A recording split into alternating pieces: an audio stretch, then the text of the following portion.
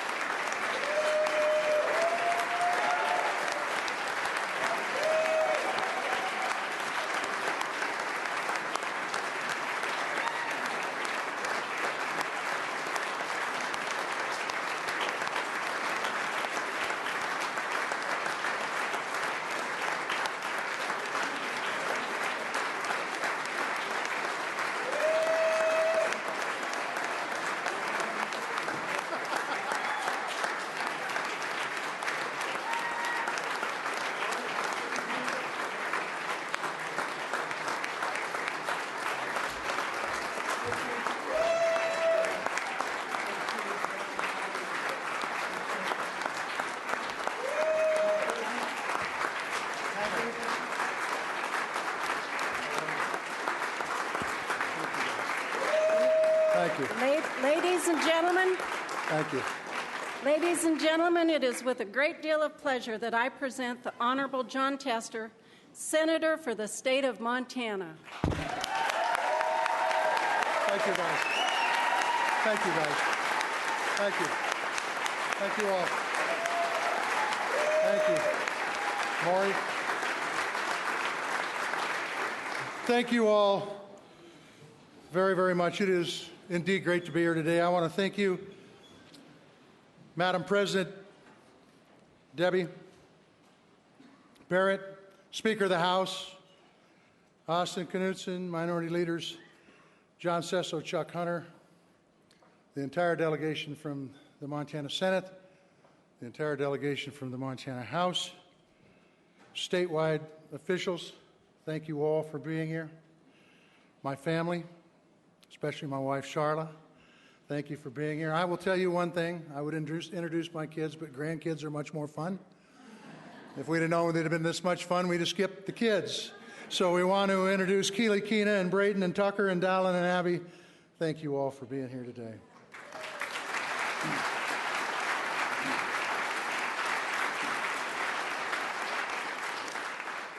It is great to be back home in the Montana Legislature. The last time I was in this body as a state senator was 10 years ago. And during my time in the state legislature, during those 8 years, I learned a lot. Like caring for folks with disabilities and mental illness from a chap by the name of Senator John Cobb. I learned about educational funding and the intricacies of it from my seatmate then, Spook Stang. I learned about election reform from a fellow by the name of Senator Fred Thomas. I learned about the challenges of the poor and the elderly from Senator E. Franklin. And I remember sitting in a joint session just like this, listening to Montana's congressional delegations speak one by one. I remember wanting to hear ideas about how the state and the federal government could work in concert to move Montana forward. And that is why I'm here today, to talk about where we've been, where we're at today, and how we can work together at the state and federal levels. I want to step back in time just for a moment. I want to step back to September of 2008, when I was in the U.S. Senate, and the Secretary of Treasury called and told us on a conference call that we were then, in September of 2008, on the cusp of an economic meltdown. Now, this was a big surprise, because nobody saw it coming. A few months later, in January of 2009, this country was losing more than 800,000 jobs a month. During that year of 2009, there were over 1 million foreclosures. Yes, we were indeed on the verge of an economic meltdown. So in February of 2009, Congress acted, and they acted by passing a very controversial bill. Many of you remember it was called the American Recovery and Reinvestment Act. We invested in highways and water systems, public lands. We passed tax incentives for education, energy, and housing. We strengthened the social safety net like unemployment insurance. And as of last month, December of 2014, some 5 years later, the economy now is adding 250,000 jobs a month. Unemployment rate in this state is at 4.3%, much less than the national average. Gas prices, depending if you're buying or selling, this is a good deal, are less than $2 a gallon. Housing mortgage rates around the country are 3.8%, and you can buy a new car in some places with an interest rate of less than 2%. And in 2014, foreclosures were down nearly 70% from those in 2009. Yes, our economy is growing like we've not seen it for years, but there is more work to do to increase the prosperity for working families and for small businesses. With all the good signs in this robust economy, there are some troubling signs.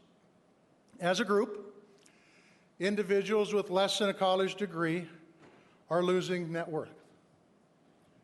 Manufacturing jobs are 7% below the median wage for all other occupations. And that is why at both the federal and state level, we need to focus on the policies that empower the middle class, create good-paying jobs. Because during my lifetime, the middle class of this great country has been the envy of the world. So how do we do it? I think we do it by investing in three basic areas: infrastructure, research and development, and public education.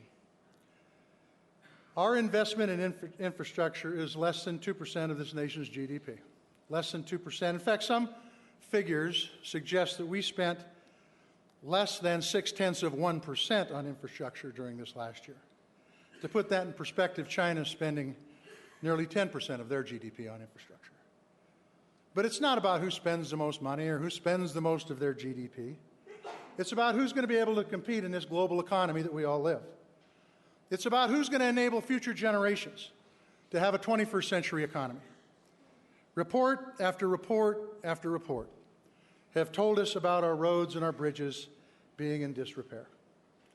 It should be a sign for the folks in Washington, D.C., as our highway bill expires in May of this year. At the federal level, we need to pass a long-term highway bill, a bill that's 5 or 6 years in duration and that is paid for. And why? Well, the answer is obvious. In a state like Montana, a rural state where we've got few people per square mile, but yet thousands of miles of roads. We have a state where agriculture is still our #1 industry. We have a state where a functional highway bill and a functional highway system will bring businesses together to be able to market their goods inside and outside the state so that Montana families can stay connected. I think back some 20 years ago when I took a little trip up into southern Saskatchewan to get some seed. I jumped in my truck, we hauled up there, we crossed the border, we got on the highways, and I was literally bouncing off the cab of my truck. The roads, the paved roads, were that rough. They were so rough, in fact, that I moved a section line over and went to my destination on the gravel roads. Now, I'm sure Saskatchewan has invested in their infrastructure, at least I hope they did. But it is time for this country, both at the state level and, quite frankly, you at the legislative level, to invest in our highways, in our roads, and our bridges once again. As far as Federal Aviation Administration reauthorization, it also expires this year in September. It is time to bring our air system into the 21st century. We need to invest in airports around this country, especially in Montana's airports. We need to develop next-generation radar, basically utilizing GPS, so that our planes can fly more efficiently and more effectively. We need to have some help for some of the smaller airports to be able to attract airfares. That can all be done in the reauthorization of the FAA. And why? Why is this important to a state like Montana? Because affordable air traffic in and out of Montana would be an incredible boost to our economy. If we make these investments into our air system, it will make our air travel more efficient, and hopefully in the end much more affordable. so that we can get those travelers into this state. As far as broadband goes in the infrastructure realm, I would say this. There was a report that was released last week on broadband access in the United States. Montana ranked 43rd. You can say, geez, that's not too good. Montana ranked 43rd. Here's the real bad news. As a country, this country ranks behind Barbados. It's 24th as far as broadband access. Expanding broadband helps folks that live in rural America. That's Montana. It increases educational opportunities for students to get that 21st century education. It helps businesses do business in places around the country, even though they might be located here. Now, I bring these issues up because the legislature is going to be considering a bonding bill. The governor's put it forth. I commend Representative Jeff Wellborn for carrying it.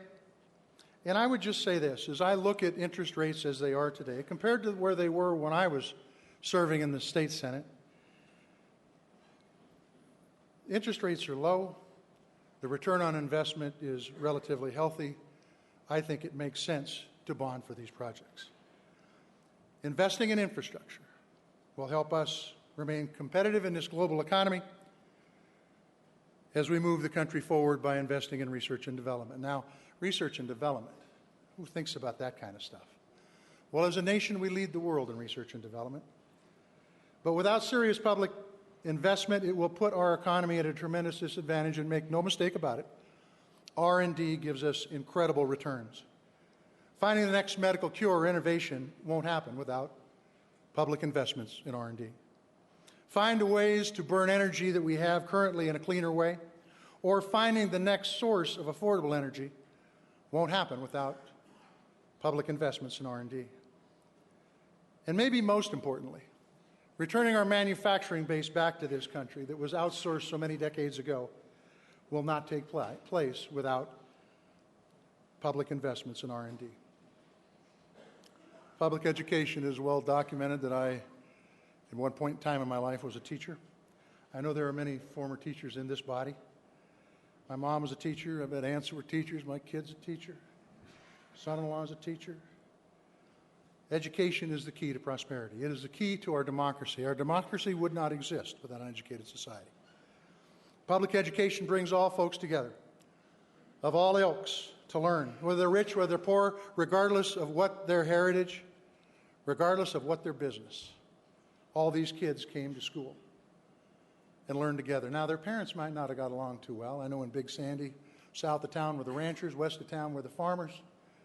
They didn't much care for what either one of them were doing, but the kids all went to the same school. And they learned to get along. Now, some in this body think that charter schools are the answer. And I would ask you this. With charter schools, how many kids will you influence positively? How many kids will you influence negatively? Because the fact is you pull those charter students out of the student body, those public schools, some that are small already, will become even smaller. It will impact classes inside the school and all classes of schools.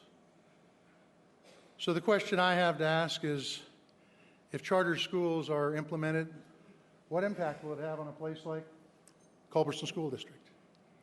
What impact will it have on a place like Beaverhead High in Dillon? One small school, one reasonably big school. If you really want to help the next generation of leaders to be competitive in this global economy, we need to value the work that our teachers do, and we need to hold them accountable. You cannot expect the best of the best to go to college and get a degree in education so long as their society is paying them less than a starting manager at a Kentucky Fried Chicken.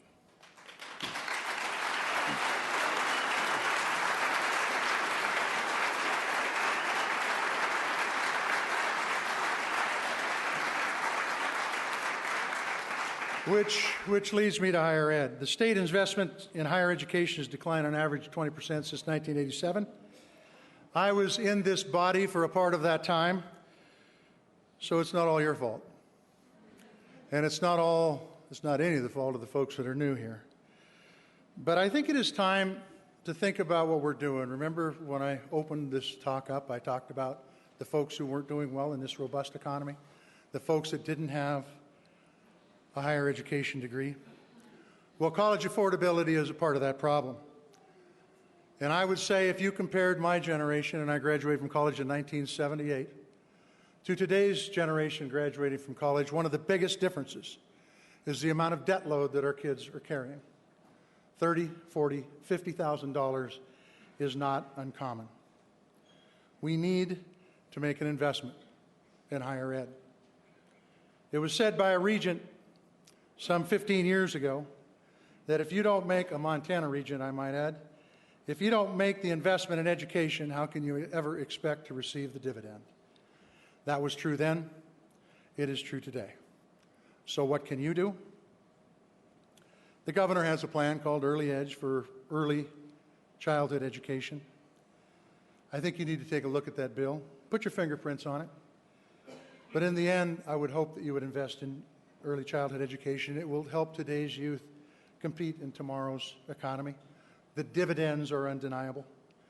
As far as 2- and 4-year colleges goes, we cannot afford as an economy or as a society to have kids coming out of school with $30,000, $40,000, $50,000 in debt. If it isn't paid for by us, the taxpayer, it will be paid for in tuition expenses. We need a better trained workforce. We need more entrepreneurs. And I say that in a state that has the most entrepreneurs per capita of any other state in the Union. But we need more if we're going to continue to propel our economy forward. The federal solutions are there too, and we need to act at the federal level so it doesn't go without some fingers pointing back at us. Expand Pell Grants, work to keep student loan interest rates low, and fix, or my preference, repeal No Child Left Behind.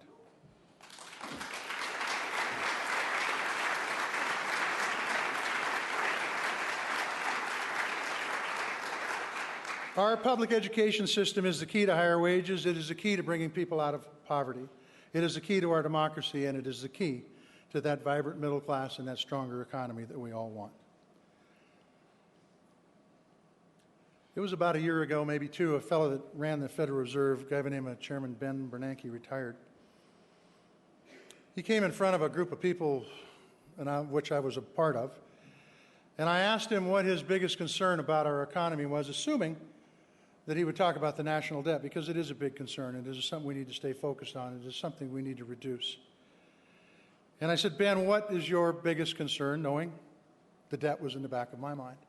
Assuming he would talk about the debt, and here's what he said. He said, my biggest concern is the economy of this country. We cannot leave a third world economy to our kids. And that is why we must invest in infrastructure, R&D, and education. And I would hope that you would step up on these very difficult issues and do the right thing to keep our economy going in the right direction. Now I want to address two other issues that I think are important to Montana and will be dealt with in this legislative session. One is public lands. Just the facts. Montana's public lands generate 64,000 jobs and contribute $6 billion with a B, $6 billion to our state's economy. There are some that want to turn these federal lands over to the state. And I would tell you this, there are 30 million acres of federal lands in this state. The federal government spends an average of $8 an acre to manage that. You can do the math, but it's $240 million. We have a balanced budget in this state, and thank God for that. Where are you going to come up with $240 million? Where are you going to come up with firefighting costs? Money for secure rural schools and payment in lieu of taxes? Are we going to be able to allow grazing fees on federal lands to remain at less than $2 an animal unit month? It will leave only one option, and that is to sell the lands, lands that belong to the whole country, not just to Montana. And when these lands are sold, the $6 billion economy will be gone. Those 64,000 jobs will be gone, along with our favorite fishing holes, our favorite hunting drainages, our favorite hiking spots. Look, I have my frustrations of how the federal government is managing those lands, and there are solutions. There are solutions to maintain those fishing holes and those hunting drainages and those hiking and biking spots. and it's called collaboration, true on-the-ground collaboration, where folks come together of all different persuasions and compromise and determine ways to manage our federal forests better. Now, I would be remiss if I didn't talk just a little bit about the Affordable Health Care Act. I could talk about the... We're okay. I could stand up here and talk about the good points of the Affordable Health Care Act, covering pre-existing conditions. Lifetime caps are done away with. 30,000 more Montanans are newly insured. Seniors savings millions of dollars through the prescription drug donut hole.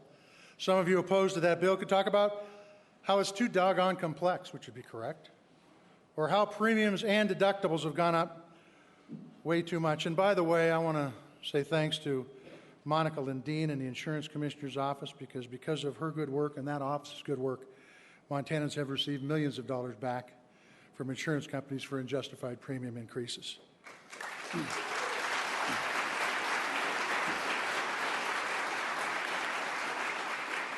But the facts are, as everybody in this room, as Montanans who have worked together before and can work together again, need to agree whether we want to work together to improve this act.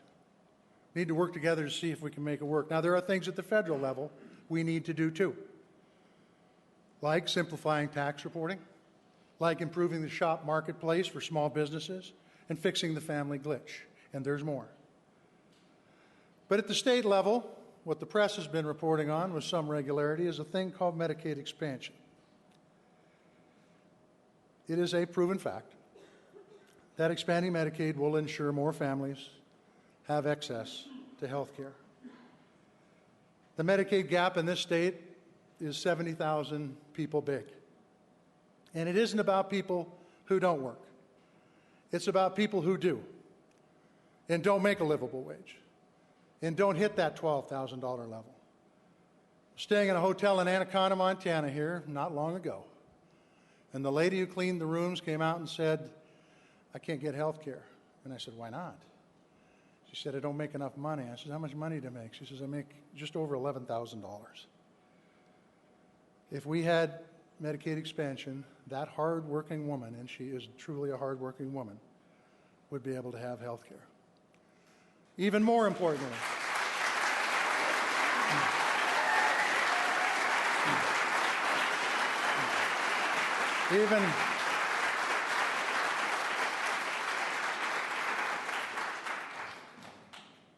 equally as important, if we have expanded Medicare in states that have expanded it, charity cares dropped 30%, saving millions of dollars for hospitals, stopping the cost shifting that goes on under the old system.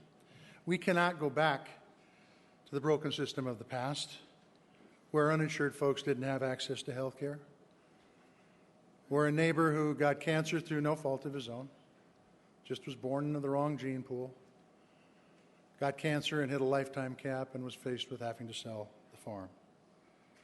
Where my best friend from high school got childhood diabetes and has had to stay with the same job for the last 37 years because if he moves jobs before the Affordable Health Care Act, he couldn't keep his insurance.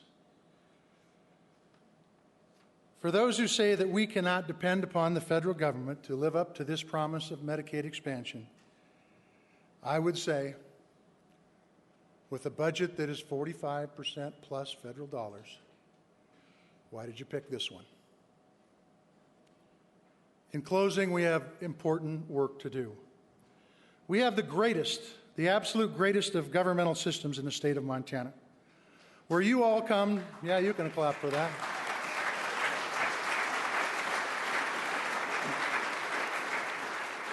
Where you all come together as hardworking Montanans to a place to make policy, a place where you're not paid enough to make a living, so you're doing it for public service, for all the right reasons. We call that a citizen legislature.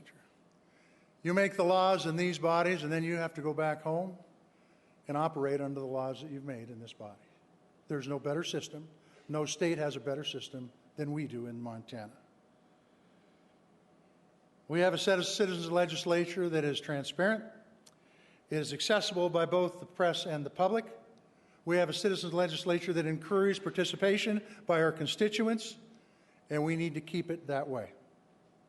Because if we make our best decisions today, tomorrow we have moved our state and our nation forward in a way that will make our children proud.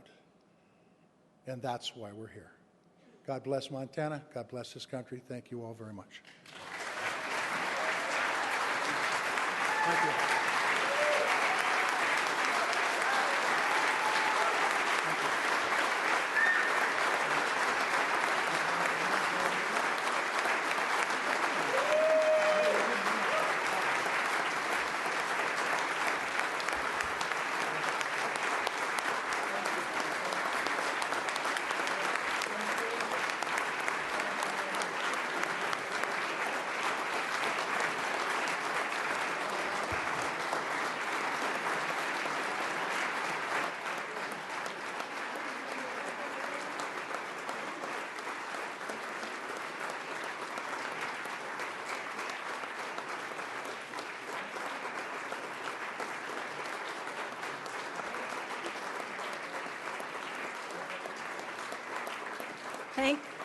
Thank you very much, Senator Tester, for your remarks. Now I ask the committee to approach the rostrum and escort Senator Tester from the joint session.